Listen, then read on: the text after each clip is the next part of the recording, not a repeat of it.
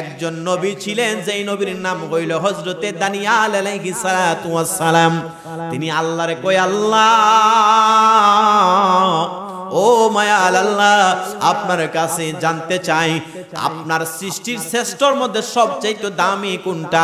আমার আল্লাহ জানাইছে আমি আল্লাহ তাআলার সৃষ্টির মধ্যে সবচেয়ে দামি হইল আমার পয়গম্বর রহমাতুল লিল আলামিন। দানিয়াল আলাইহিস সালাম আল্লাহর কয়, আল্লাহ আপনার সৃষ্টির মধ্যে সবচেয়ে যদি দামি রহমাতুল লিল আলামিন নবী হয়, ওই নবীজির আমি একটা বার আপনার কাছে রিকোয়েস্ট করি, ওই নবীর উম্মত আমারে বানায়া দেন, নবী দরকার নাই। আমার আল্লাহ কয়, না না না, এটা সম্ভব না রে, সম্ভব না, তুমি ওই নবীর উম্মত পর্যন্ত বেঁচে থাকতে পারবে না। এরপরে দানিয়াল আলাইহিস সালাম কয়, আল্লাহ ওই নবীদের যদি না দেখতে পারি, ওই নবীর উম্মতরা একজন রে হইলেও আমারে দেখাইবার সুযোগ কইরা দে। ওই নবী দেখতে চাই না, ওই নবীর উম্মত রে আমি একটা বার দেখতে চাই। আল্লাহ কয়, দানিয়াল এত বছর হায়াত তুমি পাইবা না রে দানিয়াল। কারণটা হইল, এই দানিয়াল আলাইহিস সালাম এটা বলার কারণ হইল তিনি আল্লাহ তাআলা থেকে জানানো হয়েছে, তিনি বলতেছেন আপনার আমার নবীজির উম্মত দ্বারা জান্নাত আল্লাহ তাআলা উদ্বোধন করবে। আরো জোরে সাকুন সুবহানাল্লাহ। দানিয়াল আলাইহিস সালাম কয়, আল্লাহ ওই নবীর উম্মত যদি না হইতে পারি, ওই নবীজিদের দেখাও না যদি হইতে হয়, তাহলে ওই নবীজির উম্মতের চেহারাটা কি দেখতে পারবো? আল্লাহ কই, না না, সম্ভব না। কারণ এই নবীজির উম্মতের মধ্যে যারা থাকবে রে, তাদের দিয়ে আমি আল্লাহ তাআলা জান্নাত উদ্বোধন করব। হযরতে মূসা আলাইহিস সালাম তিনি তুর পাহাড়ে আমার নবীর আল্লাহর সাথে কথাবার্তা বলতেন। তুর পাহাড়ে একদিন মূসা নবী আল্লাহরে কয়, আল্লাহ মূসা নবী কিন্তু বড় দামি নবী ছিলেন, গরম নবী ছিল। মূসা নবীজির এক থাপ্পড়ের কারণে আজরাইলের একটা চক্ষু বাহির হয়ে গিয়েছে ছিল। আর জোরসে কোন সুবহানাল্লাহ। মূসা আলাইহিস সালাম বড় দামি, বড় রাগী নবী ছিলেন, কিন্তু সবচাইতে ঠান্ডা মেজাজের নবী হইলেন আপনার আমার নবী মুহাম্মাদুর রাসূলুল্লাহ সাল্লাল্লাহু তাআলা আলাইহি ওয়াসাল্লাম। জোরে বলা যাবে কি সুবহানাল্লাহ।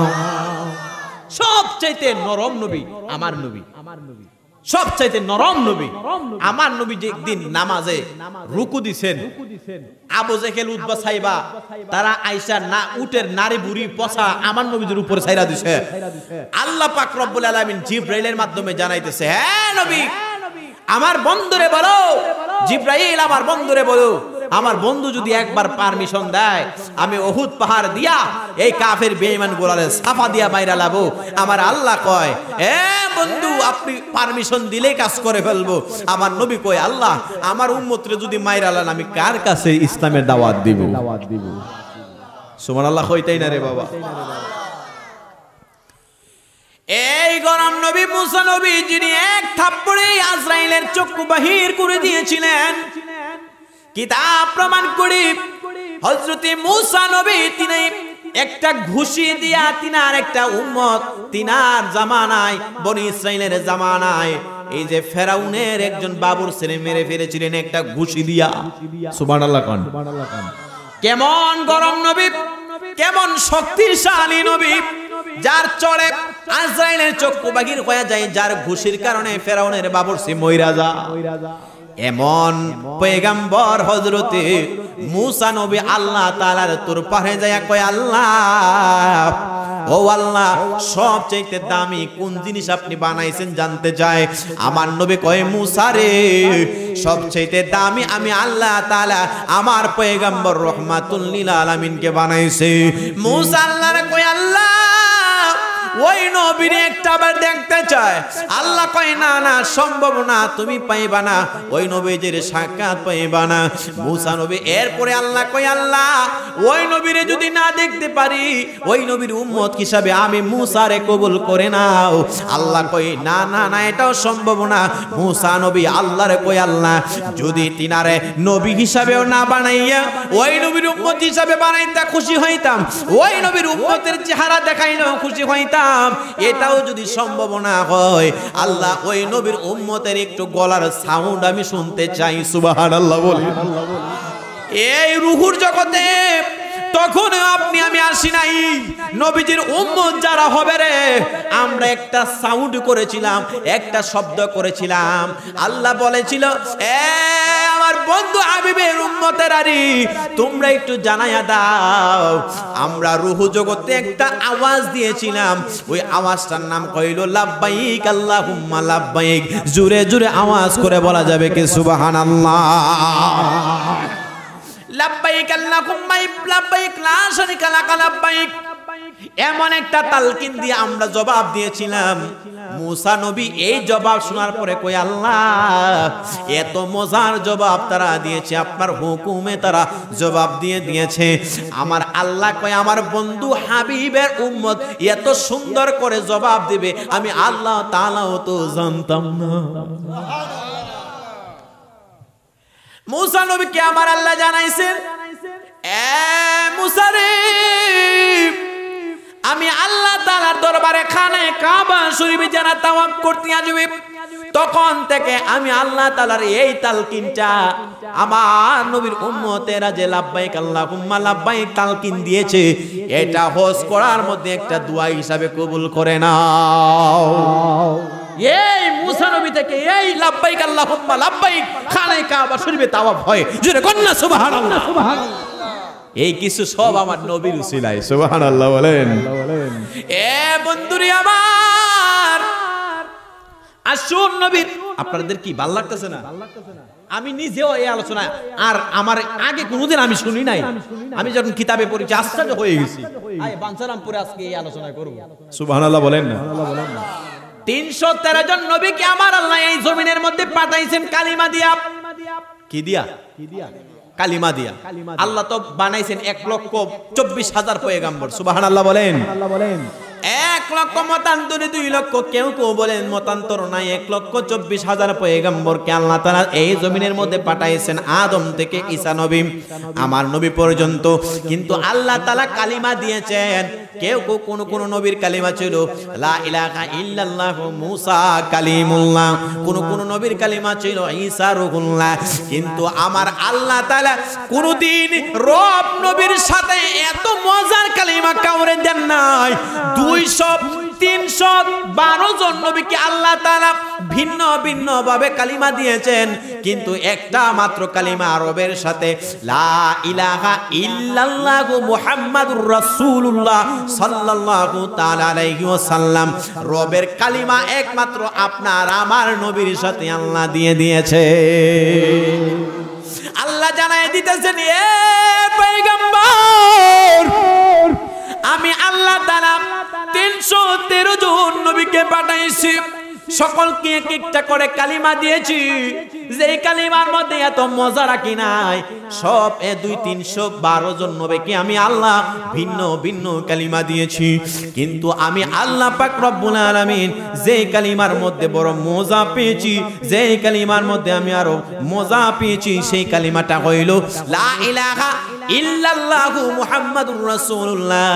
ওই কালিমার মধ্যে আমি এত মজা পাইছি, আমি আল্লাহ পাক রব্বুল আলামিন আমি আমার বন্ধুর প্রেমে পড়ে লা ইলাহা ইল্লাল্লাহ, আমার বন্ধু পড়ে, আমি পড়ি মুহাম্মাদুর রাসূলুল্লাহ, আমার বন্ধু পড়ে লা ইলাহা ইল্লাল্লাহ।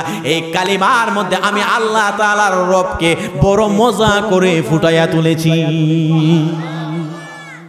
লা ইলাহা ইল্লাল্লাহ মুহাম্মাদুর রাসূলুল্লাহ, এই কালিমা ব্যতীত আমার আল্লাহ কোন নবী রাসূলকে এত মজার কালিমা দেন নাই। এই জন্য বন্ধুর সাথে বন্ধুর মোহব্বত কেমনে দেখেন, আল্লাহ পড়ে মুহাম্মাদুর রাসূলুল্লাহ, আমার নবী পড়ে লা ইলাহা ইল্লাল্লাহ। আর জোরে কোন সুবহানাল্লাহ। এই জন্য আমি আজকে একটা গজল লিখেছি আপনাদের এই জাফরগঞ্জে, এখানে একটা শুটিং গজলের রেকর্ড করেছি, আজকে মাত্র লিখেছি। কইতামনি গজলটা আজকে রেকর্ড করেছি। গজলটা বড় মজা কইরা আমি হঠাৎ করে গজলের লেখাটাও একটু ভিন্ন, কেন কয়েকটা গজল সামনে নিয়ে যখন রেকর্ড করতে গেছি কোন গজলে আর মনে আসে না, মানে সুর আসে না। মনে মনে চিন্তা করলাম এখন এটা কি হইল, হঠাৎ করে লোডশেডিং দেখা দিছে। প্রায় 45 মিনিটে একটা গজল লিখছি, কইতাম নি রে বাবা। মিলাদুন নবী এসেছে, খুশির জোয়ার উঠেছে, নূরুন নবী এসেছে, খুশির জোয়ার উঠেছে, মন আনন্দে চলো সবাই জুলুস করিতে, হায় মন আনন্দে চলো সবাই জুলুস করিতে। ইয়া রাসূলুল্লাহ ইয়া হাবিবাল্লাহ, ইয়া রাসূলুল্লাহ ইয়া হাবিবাল্লাহ, সুবহানাল্লাহ বলেন।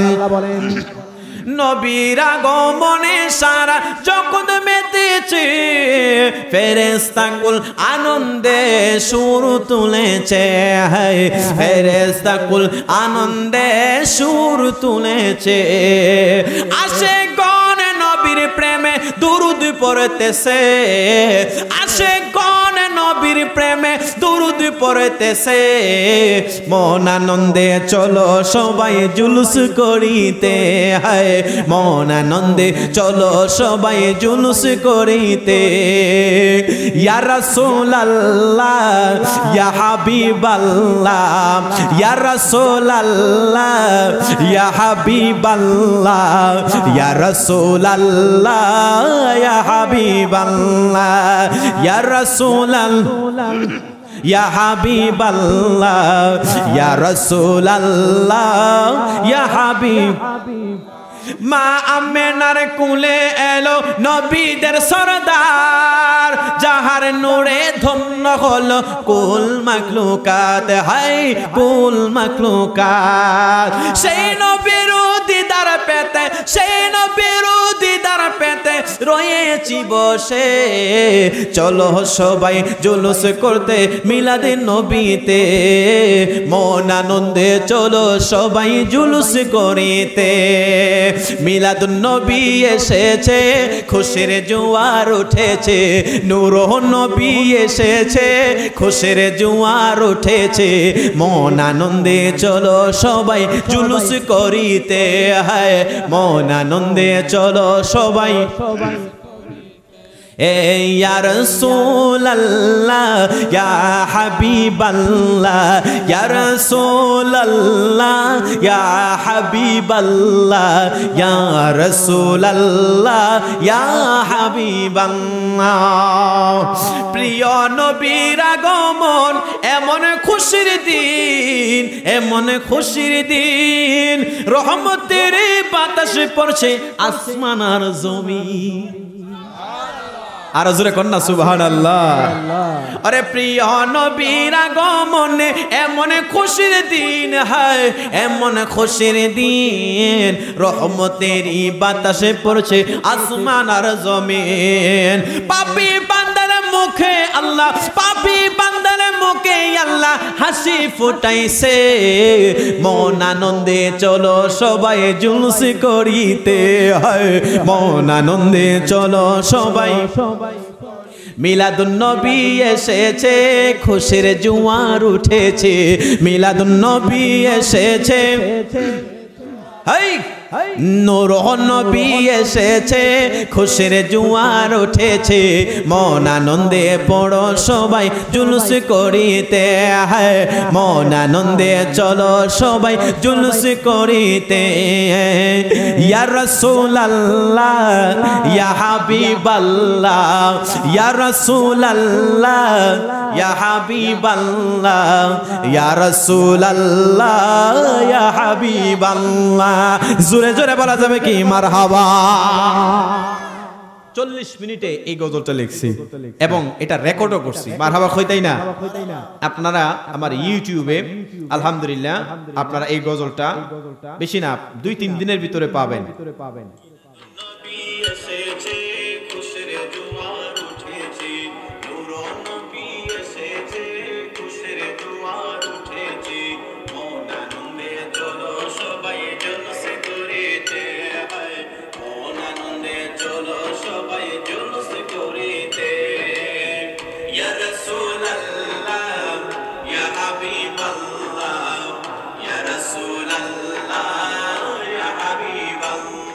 জোরে কন্যা মারহাবা, আর জোরে কন্যা মারহাবা। মালিক এখন আপনাদেরকে একটা গজল শোনাইছি। কেউ কেউ বলবেন হুজুর তো 5 মিনিট খাইলেছে একটা গজলে। একটা হাদিস শুনেন। কিতাবে এসেছে প্রায় 45 জন নবীজির সাহাবায়ে কেরাম তিনারা নবীজির শানে গজল পড়তেন। আরো জোরে বলেন সুবহানাল্লাহ। 45 জন। এর মধ্যে উল্লেখযোগ্য একজন সাহাবী হযরত হাসান বিন সাবিত রাদিয়াল্লাহু তাআলা আনহু, তিনি নবীজির শানে কাসিদা পড়তেন। তিনার জন্য আলাদা একটা মিম্বর বানানো হয়েছিল। সুবহানাল্লাহ বলেন। গজল গাওয়া হচ্ছে সাহাবায়ে কেরামের সুন্নাত, আর গজল শোনা হচ্ছে আমার মদিনা ওয়ালার সুন্নাত। সুবহানাল্লাহ। বাবা কষ্ট হইতেছে আপনাদের?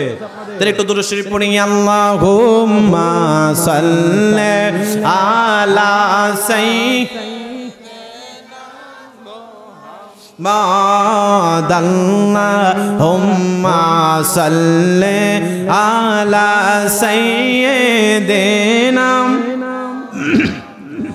আদনা বিয়ানা শাফিয়ানা মাওলানা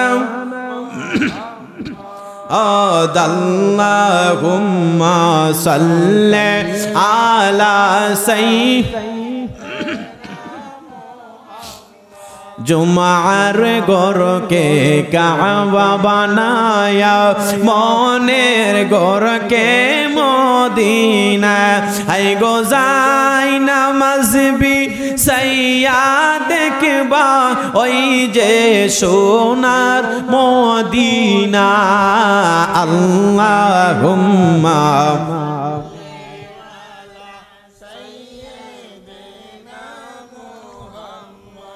আদনাবি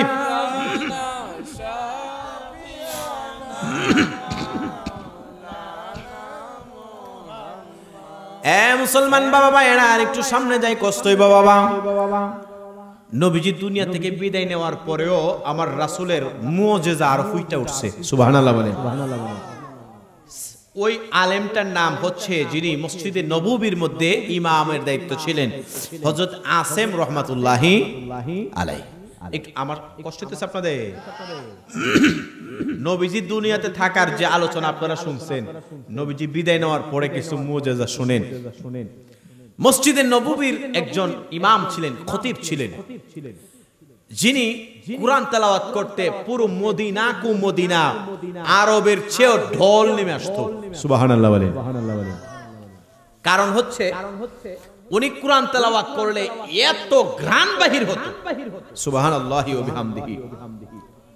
কিতাবে এসেছে হযরতে আসেম রহমাতুল্লাহি আলাইহি তিনি মসজিদে নববীর একজন খতিব ছিলেন। তো উনি যখন নামাজ পড়াইতেন, একদিন দুই দিন করে মসজিদে মুসল্লি খালি বারে মানুষ জিজ্ঞাসা করত, হুজুর যদি বেয়াদবি মাফ করেন, আপনার এই মুসল্লি বাড়ার কারণটা কি, আর এত সুগন্ধি আপনি পান করেন? আমাদের দেশে দেখবেন অনেক মানুষ বিদেশ থেকে আসে, আসার পরে শরীরে গ্রান করে না, গ্রান করে। অনেক মানুষ যারা নিম্নবিত্ত অথবা মধ্যবিত্ত, বাংলাদেশের অনেক বন্ধু বান্ধব তার কাছে যায়, যাওয়ার পরে একটু শরীরে ঘেসে গন্ধটা ভালোই লাগে, ঠিক না? আমি অন্যভাবে নিচ্ছি না। ভালো পোশাক আশাক, ভালো গ্রান থাকলে, ভালো সুগন্ধি থাকলে এটা দেখতে সুন্দর লাগে, মানুষ তারে থ্যাংক ইউ জানায়। হযরত আসেম রহমাতুল্লাহি আলাইহি নবীজি দুনিয়া থেকে বিদায় নেওয়ার বহু বছর তিনার নামাজে কোরআন তেলাওয়াত করলে এত ঘ্রাণ বাহির হয়, মানুষ আশ্চর্য হয়ে যায়। মানুষ আশ্চর্য হইতে হইতে পুরো মদিনা মক্কা থেকেও মুসল্লি আইসা এখানে নামাজ পড়ে তিনার ঘ্রাণের কারণে। সুবহানাল্লাহ বলেন। আল্লাহর ওলি হযরত আসেম রাহমাতুল্লাহি আলাইহি আমার নবী যখন দুনিয়া থেকে বিদায় নিয়েছেন, তার বহু বছর পরের ঘটনা। আমার নবী দুনিয়াতে থাকা অবস্থায় উম্মতের জন্য রহমত, নবী দুনিয়া থেকে বিদায় হয়ে যাওয়ার পরে উম্মতের জন্য রহমতের নবীজির এই ঘটনা শুনলে আশ্চর্য হয়ে যাবেন। হযরতে আসেম রাহমাতুল্লাহি আলাইহি তিনি যখন নামাজ পড়াইতেন তিনার জবান থেকে সুগন্ধি বাহির হয়। এই গন্ধি আরবের মধ্যে পাওয়া যায় না, সিরিয়ার বাজারের মধ্যে পাওয়া যায় না, দামেস্কের বাজারের মধ্যে পাওয়া যায় না, কুফা নগরীর বড় বড় বাজারের মধ্যে পাওয়া যায় না, আফ্রিকার কোন দেশের মধ্যে পাওয়া যায় না, পৃথিবীর কোন অঞ্চলের মধ্যে এই শরীরের ঘ্রাণ পাওয়া যায় না। তাকে দলে দলে মানুষ তিনার কাছে নামাজ পড়তে আসে। একদিন এক বড় একটা মজলিস জমানো হইল, ডাক দেওয়া হইল, ইমাম সাহেব, খতিব হুজুর, আপনার কাছ থেকে জানতে চাই, আপনার জবানে এত মজার গন্ধ আপনার শরীরের মধ্যে পাওয়া যায়, জিনিসটা জানতে চাই। তিনি একদিন চোখের পানি জোর জোর করে ছেড়ে দিয়েছেন, এই আমার মদিনার আশিকে রাসূলের দিয়ে, তাইলে তোমরা শোনো। আমি একদিন মসজিদে নববীর মধ্যে নামাজ পড়াইতেছিলাম, নামাজ পড়াইয়া নবীজির রওজা মুবারকের মধ্যে যাইয়া ঘুমায় গেলাম। ঘুমায়া যেই মাত্র ইয়া রাসূলুল্লাহ, ইয়া হাবিবাল্লাহ করতে করতে ঘুমাইলাম। আমি আমার জবানের মধ্যে দুরূদ শরীফ পড়তেছিলাম। দুরূদ শরীফ পড়তে পড়তে আমার নবী বলেন, মান যারা কবরিহি ওয়াজাবাত লাহু শাফাআতি। আমি নবীজির রওজা মুবারকে যদি কোনো উম্মত আইসা সালাম দিতে পারে, আমি নবীজির রওজা মুবারক জিয়ারত করতে পারে, ওয়াজাবাত লাহু শাফাআতি, ওই উম্মতরে জাহান্নাম থেকে সুপারিশ কইরা জান্নাতে নেওয়া আমি নবীর উপরে ওয়াজিব হইয়া যায়। এই আসেম ডাক দিয়া বলে, জগতের মানুষ, আমার শরীরের মধ্যে যে গন্ধ পাওয়া যায়, এটা দুনিয়ার কোনো পারফিউম না, কোনো সুগন্ধি না। হুজুর তাইলে কি এমন গন্ধ আপনি ইউজ করেন যে কারণে তো মজার গন্ধ পাওয়া যায়? মানুষের সামনে তিনি বলতেছেন, আমি একদিন নবীজির রওজা মুবারকে ইয়া রাসূলুল্লাহ বইলা বইলা দুরূদ শরীফ পড়ে পড়ে ঘুমায়াছিলাম। হঠাৎ করে আমার নবী হযরতে আবু বকর সহ হযরতে উমর আলী রাদিয়াল্লাহু তাআলা আনহু সহ আয়েশা বলে, এই আসেম, আমার মসজিদে নববীর ইমাম তুমি, আমি নবী তোমার থুতু মুবারকের মধ্যে, তোমার মুখের মধ্যে একটু থুতু মুবারক মেরে দিয়েছে, তোমার কোরআন তেলাওয়াত বড় মজার। আমার নবীজি থুতু মুবারক যেদিন থেকে মেরে দিয়েছে, আমি ঘুম থেকে উঠলাম, উঠার পরে এত মজার একটা জিনিস আমি অনুভব করতে লাগলাম। যখন আমি মসজিদের মধ্যে পরের দিন থেকে নামাজ আদায় করি, আমি যখন সূরা ফাতিহা তেলাওয়াত করি, আমার জবান থেকে, আমার মুখের ভিতর থেকে এত মজার সুগন্ধি বাহির হয়। আমি ওই দিন থেকে দেখতে পাইলাম, মক্কা শুধু নয়, মদিনা শুধু নয়, আরবের মধ্যে মানুষ এই সুগন্ধিওয়ালা কোরআন তেলাওয়াত শোনার জন্য তারা মসজিদের মধ্যে ভিড় করতে থাকে রে। তোমরা জানো না, জানো না, জানো না, এটা দুনিয়ার কোনো সুগন্ধি না রে। আমার নবীজি স্বপ্নে যুগে আমার থুতু মুবারক আমার মুখের মধ্যে মেরেছে, ওইটার মজার সুগন্ধি আমি অনুভব করি। এ বন্ধুরে আমার, আমার নবী দুনিয়া থেকে বিদায় হয়ে যাওয়ার পরেও উম্মতের জন্য বড় নিয়ামত। আমার নবী রাহমাতুল লিল আলামিন নবীজির কাছে একদিন আজ জিবরাইল আয়েশা কয়, ইয়া রাসূলুল্লাহ, ইয়া হাবিবাল্লাহ, আপনি নবীকে আমার আল্লাহ দাওয়াত কইরা মেরাজে নিয়ে যাবেন। আমার নবী কয়, আমি যাইতাম না, যাইতাম না। সুবহানাল্লাহ বলেন। আমার নবী বলতেছেন, আমি যাব না। ইয়া রাসূলুল্লাহ, কেন যাবেন না? আমার উম্মতের গুনাহগার, উম্মতের গুনাহ মাফ না হওয়া পর্যন্ত আমি আমার এই জমিন থেকে আল্লাহ তাআলার দাওয়াতে যাব না।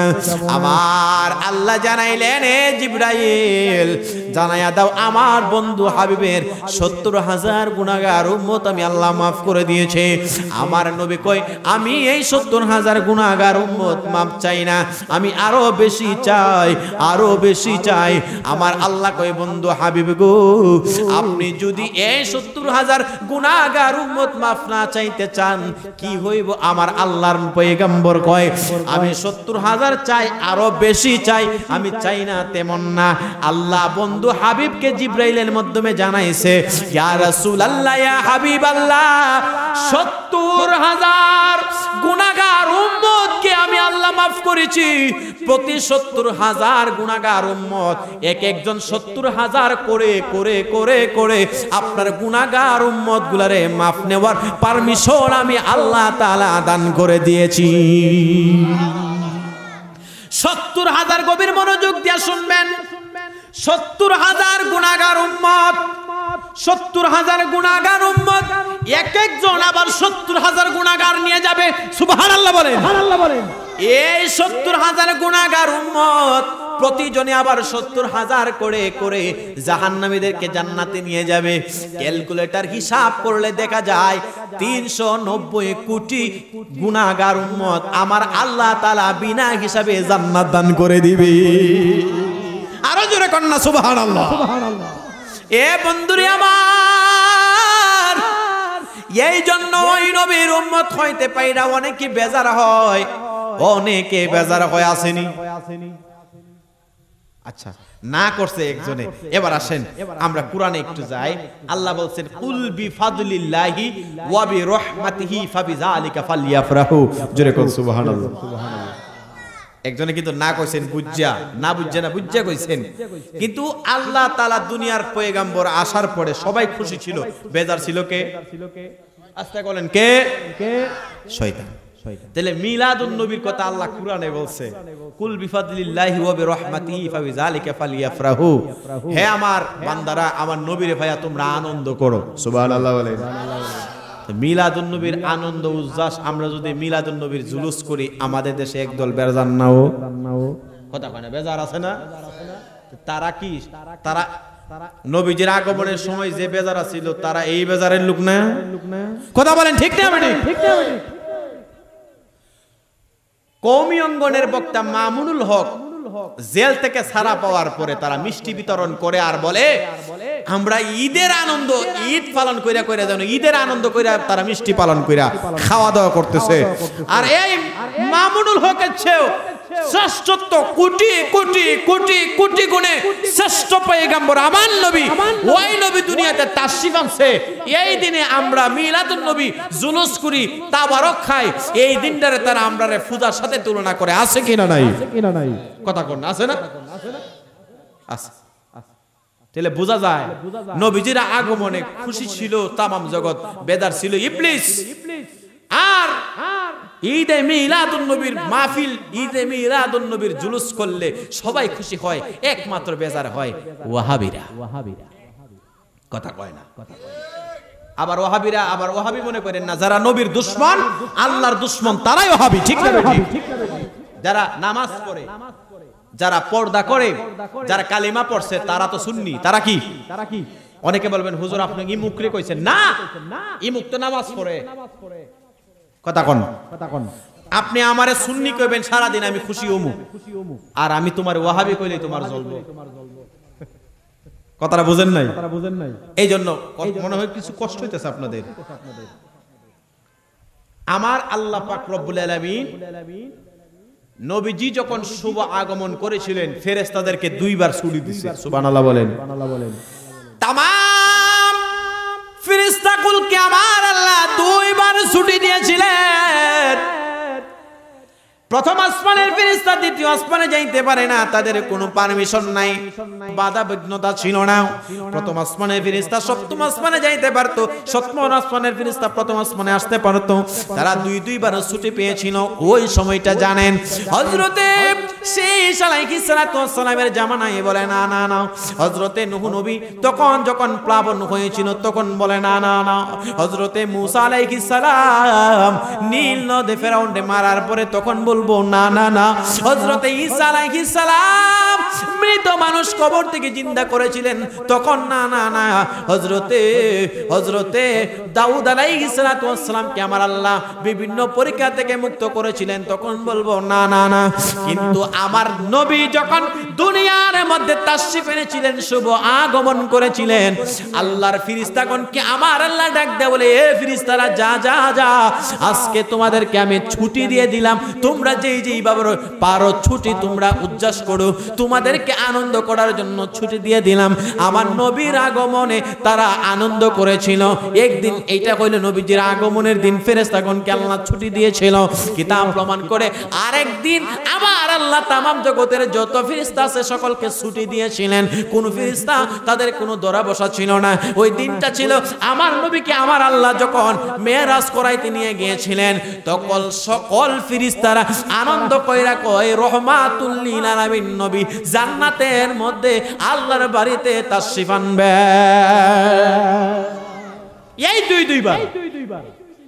এই দুইবার আল্লাহর ফেরেশতাগণকে আল্লাহ তাআলা ছুড়ে দিয়েছে।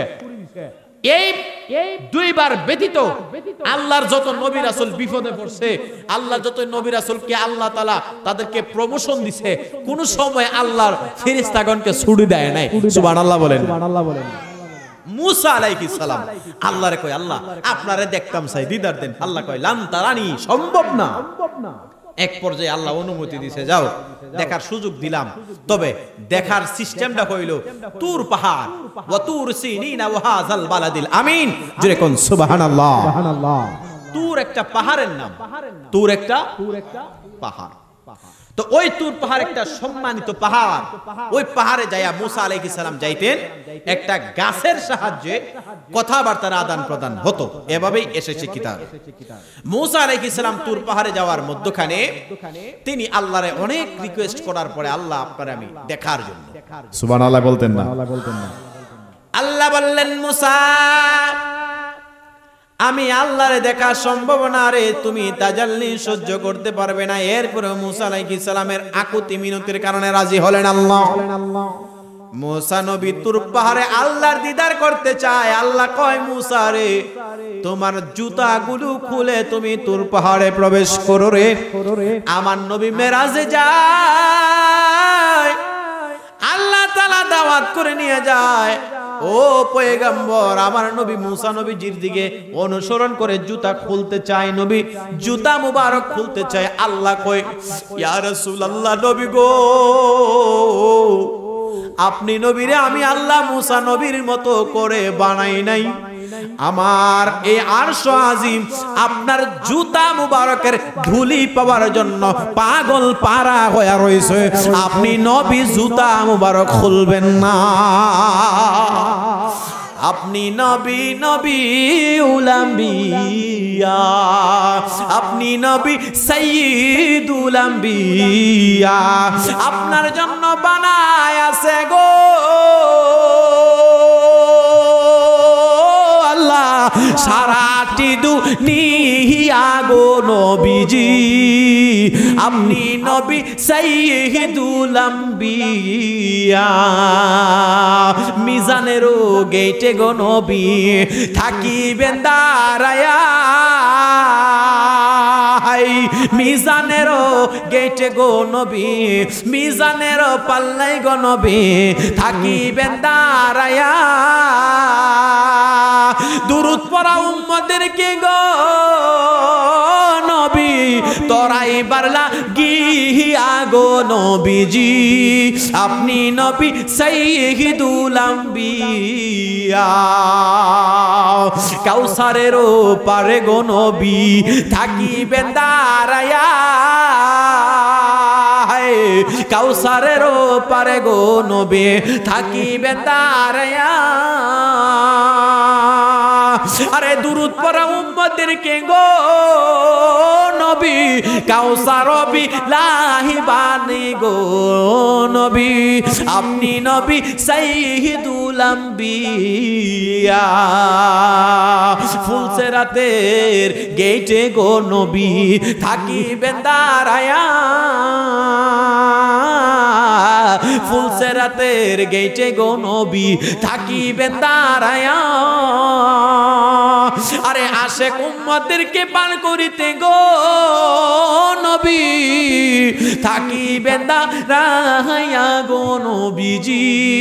আপনি নবী সাইয়্যিদুল আম্বিয়া। জোরে বলা যাবে কি আল্লাহু আকবার? বলেন তো ওই নবীজির আগমনে খুশি না বেজার? আরো জোরে বলেন খুশি না বেজার? মুসলমান সর্বশেষ একটা ওয়াজ করে আপনাদের কাছ থেকে বিদায় নিব। কষ্ট হবে আপনাদের। আমার নবী একটু আওয়াজ দিয়ে আমার দিকে খেয়াল করেন। শেষ দিকে হযরত আব্দুল্লাহ ইবনে আব্বাস রাদিয়াল্লাহু তাআলা আনহু, সাহাবীটার নাম কি? হযরত আব্দুল্লাহ ইবনে আব্বাস রাদিয়াল্লাহু তাআলা আনহু, মতান্তরে হযরত আনাস রাদিয়াল্লাহু তাআলা আনহু। নবীজির হাজত মুবারক নবীজির প্রস্রাব পায়খানা মুবারক করার জন্য তিনি সাহাবী হযরতে আনাস অথবা আব্দুল্লাহ ইবনে আব্বাস রাদিয়াল্লাহু তাআলা আনহুকে বলেছেন, আল্লামা জালালউদ্দিন সুয়ুতী তিনি দিনান কাসাইসুল কুবরা শরীফে এনেছেন, আমার নবী রহমাতুল লিল আলামিন নবীজির হাজত মুবারক যখন চাপ দিয়েছে, আমার নবী ডাক দিয়ে বলে, হে আব্দুল্লাহ ইবনে আব্বাস রে, আমি নবী জঙ্গলার ভিতরে হাজত করার জন্য এই মুহূর্তে কি করব? এ আব্দুল্লাহ ইবনে আব্বাস, সামনে তাকায়া দেখো কয়েকটা খেজুর গাছ আছে, তাদেরকে বলো আমি নবী হাজত করব। যেই মাত্র নবীজির সাহাবী যায়া গাছ রে বলছে, গাছ আমার নবী তিনি দুনিয়ার কাজ করবেন, অর্থাৎ হাজত করবেন। এই গাছগুলা আর জায়গার মধ্যে দাঁড়াইতে পারে না। আল্লাহরে কয়, আল্লাহ গাছ হইয়া জন্ম হয়েছি, নবীর উম্মত হইতে পারি নাই। তোমার প্রিয় হাবিব দুনিয়ার মধ্যে এই পয়গম্বরের সামনে এখন আমরা পেয়েছি, আমাদেরকে শক্তি দিয়া দাও, আমরা যেন নবীজির একটা ছায়া বানায়া দিতে পারি। আমার আল্লাহ ডাক দিয়া বলে, গাছ খেজুর গাছ যা যা যা, অনুমতি দিয়ে দিলাম।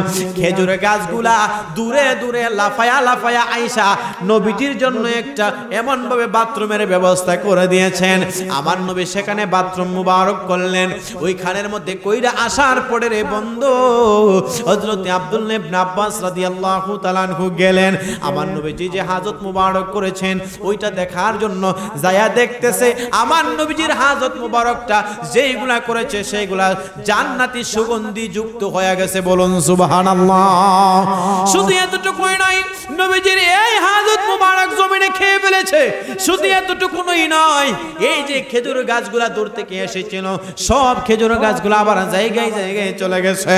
যেই নবীজি রাস্তা দিয়া গেলে খেজুর গাছে সালাম দেয়, যেই নবী রাস্তা দিয়া গেলে জঙ্গলার পশু পাখি তিনারে সালাম দেয়, যেই নবী রাস্তা দিয়া গেলে আকাশের মেঘমেলা ছায়া দেয়, ওই নবীর উম্মত হতে পেরে খুশি না বেজার। সাহাবী বলতেছে, জমিনের মানুষ হযরতে আবু বকর বলতেছে, মানুষের থুতু ফালাইলে মানুষরা জমিনের মধ্যে ফালাইয়া দেয়। গভীর মনোযোগ দিয়ে শুনেন, আপনি আমি থুতু করলে জমিনের মধ্যে ফালাইয়া দেই, এই থুতুটা অন্য একজন দেখলে আপনার বিবি পর্যন্ত সেটা ঘৃণা ঘৃণা করবে। কিন্তু যে পয়গম্বর আসলো রে, ওই নবী থুতু দিতে দেরি হয়, সাহাবায়ে কেরাম এমন ভাবে হাত পাইতে রাখে, নবীর থুতু মুবারক গুলা শরীরে লাগাইলে যেন মশকি আম্বরের মতো সুগন্ধি হইয়া যায়। নবীজির সাহাবায়ে কেরাম যারা কালো ছিল, তারা নবীজি উযু মুবারক করার পরে পানিগুলা যে অবশিষ্ট পানি ছিল তারা কারাকারি করে নিয়ে মুখে মালিশ করে দিত। আরো জোরে খন না সুবহানাল্লাহ। এ মুসলমান, কষ্ট দিতেছে আপনাদের, আসলে দীর্ঘ রাত হয়ে গেছে, আপনাদেরকে আর কষ্ট দিতাম না, নিয়ত করে লাইছি। যাই হোক, আপনারা যে দূর দূরান্ত থেকে এসেছেন, মিলাদ হয়ে যাবে, তাবারক হবে। তাবারক আছে? হ্যাঁ, আচ্ছা। তাহলে মাহফিল কমিটি যারা আছেন আপনারা আসেন, আমরা আস্তে আস্তে সমাপ্তির দিকে চলে যাব, যেহেতু প্রায় 12টা হয়ে গেছে। আর আরেকটা জিনিস আপনাদেরকে বলি, প্রায় মোটামুটি বেশ লম্বা সময় আপনাদের সামনে ছিলাম। আমি মানে এমন আজকের যে ওয়াজটা, এই ওয়াজগুলা অন্য কোনো মাহফিলে কোনোদিন প্রায় 80% ওয়াজ আজকের মতো করছি না। আজকে যে তথ্যভিত্তিক যে আলোচনাগুলো আমি যে পেয়েছি, এটা অন্য কোথাও করতে পারি নাই। কারণ নবী যে কেমন নবী, নবীজির একজন সাহাবী, ওই সাহাবীটার নাম হচ্ছেন হযরতে খালিদ ইবনে ওয়ালিদ রাদিয়াল্লাহু তাআলা আনহু। সাহাবীটার নাম কি? অনেকে মনে বিরক্ত হইতাছে। সাহাবীটার নাম খালিদ ইবনে ওয়ালিদ রাদিয়াল্লাহু তাআলা আনহু। তিনি যুদ্ধের একজন বড় সেনাপতি, অনেকগুলা যুদ্ধে তিনি বিজয় করেছেন। সুবহানাল্লাহ বলে। নবীজির শান সম্পর্কে যদি একটু আপনাদের বাই, হযরতে খালিদ ইবনে ওয়ালিদ রাদিয়াল্লাহু তাআলা আনহু তিনি যুদ্ধের ময়দানে একদিন যুদ্ধ করতেছেন। সকলে যুদ্ধ করে, করার মধ্যখানে সকলে যুদ্ধ করে, আর তিনি জমিনের মধ্যে কি যেন একটা খুঁজতে লাগলেন। মুসলমানেরা মার খাইতে খাইতে খাইতে খাইতে অবস্থা শেষ। মুসলমানেরা আর এই যুদ্ধে মানে জিতার মতো কোনো ব্যবস্থা নাই। তিনি প্রধান সেনাপতি, তিনি জমিনের মধ্যে কি জানে খুঁজে। সুবহানাল্লাহ কইতেন না। সাহাবায়ে কেরাম কই কি রে আজকে এই খালিদ ইবনে ওয়ালিদের হইলোটা কি? সবাই যুদ্ধের ময়দানে যুদ্ধ করে, মুসলমান বিজয়ী হইতে যায় পরাজিত হইতেছে, আর উনি কি জানে জমিনে খুঁজে।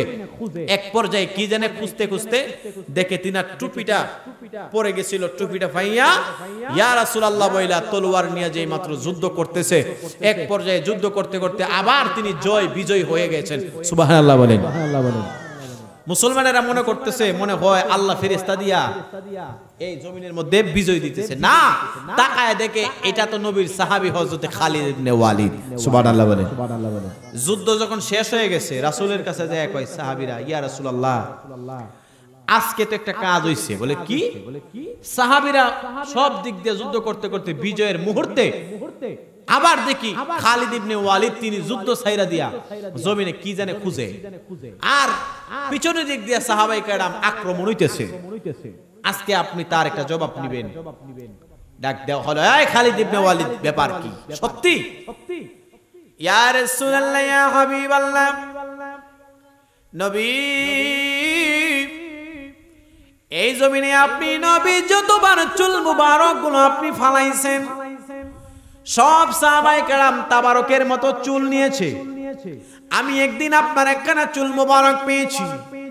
নবী গো, আমি যতবার যুদ্ধের ময়দানে যুদ্ধ করি কোন যুদ্ধের মধ্যে আমি হারি নাই, কিন্তু আজকের যুদ্ধের মধ্যে যখন আমি যুদ্ধ করতেছিলাম, যুদ্ধ করার মধ্যখানে দিয়ে এক পর্যায়ে আমার টুপিটা হারায় গিয়েছে।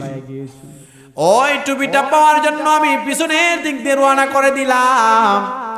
ওই দিক দিয়ে মুসলমানেরা বিজয়ী ছিনিমিনি খাইলাম, তারা এখন পরাজিত হয়ে যাইতেছে। আমার নবী কই, এই টুপির মধ্যে কি এমন জিনিস আছে যে কারণে তুমি যুদ্ধ ফালাইয়া টুপি বিছরাইতেছো? ইয়া রাসূলুল্লাহ ইয়া হাবিবাল্লাহ, ও নবীর সাহাবী, আমি যতদিন ধরে যুদ্ধের ময়দানে যাই নবীর একখানা চুল মুবারক পেয়েছিলাম, ঘরে কোথায় রাখবো? ভালো রাখার জায়গা নাই। নবীজির চুল মুবারকটা আমি আমার টুপির ভিতরে ঢুকায়া রাখছি। এই টুপি পরিধান করে টুপির ভিতরে কাপড়ের ভিতরে সেলাই করে রাখছি। এই টুপি পরিধান করে যতটা যুদ্ধের ময়দানে গেছি, প্রতিটা যুদ্ধের ময়দানে আমি বিজয়ী হয়েছি। কিন্তু আজকের এই যুদ্ধের ময়দানে যুদ্ধ করতে করতে আমার মাথা থেকে টুপিটা পড়ে গিয়েছিল। পরে যাওয়ার কারণে আমি দেখতেছিলাম আমার শরীরে আর শক্তি নাই, আমার তলোয়ার চলে না গো, চলে না। এক পর্যায়ে টুপিটা খুঁজতে খুঁজতে দেরি হয়ে গেছে, মাথার মধ্যে টুপি দিয়া দেখি আমার শরীরে আগের চেয়েও দ্বিগুণ শক্তি বাইরে গেছে। এই টুপি পড়ার পরে আমি যুদ্ধ আবার করতে করতে বিজয় ছিনাইয়া নিয়ে এসেছি। সাহাবীরা রে, টেনশন করবা না, আমার আল্লাহ যেই নবী বানাইছে ওই নবীজির মতো শ্রেষ্ঠ নবী আর দুনিয়াতে একজনও আসবে না। এই নবীজির শান শুনলে অন্তর আশিকে রাসূলদের ভরে যায়। সুবহানাল্লাহ বলেন। আল্লাহ তাআলা যেন আমাদের সকলকে ওই নবীজির শান বুঝার মতো, ওই নবীজির পথে মতে থাকার মতো তৌফিক দান করুন। জোরে বলেন আমিন। আসুন নবীকে দাঁড়াইয়া সালাম জানাইয়া, নবী